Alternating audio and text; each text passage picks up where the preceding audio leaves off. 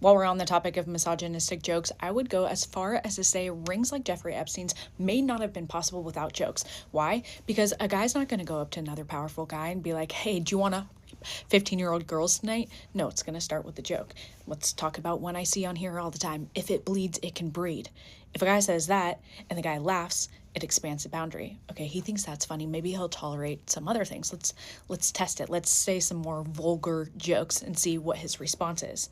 If a guy shuts it down immediately, he'd be like, dude, that's fucking gross. Why are you saying that? It signals that that guy's not going to tolerate that behavior. The guy saying the joke has a cover because he can be like, dude, calm down. It's just a joke. It also signals that he's not a safe person to invite to these events because he doesn't agree with this behavior. I also think that's why so many men and even women get mad when people call this behavior out, because it's not easy to be the person to be like, that's not cool, because that can actually hurt your social capital. If you're the guy who can't take a joke, sometimes you won't be invited to things in the future.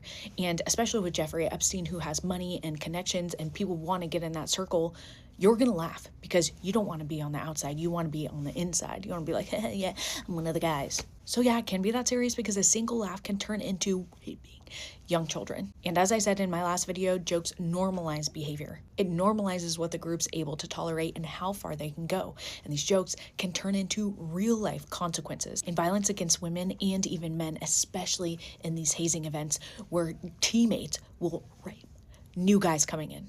And the thing is, it only takes one leader to be like, bro, that's not cool, and the whole group will fall in line.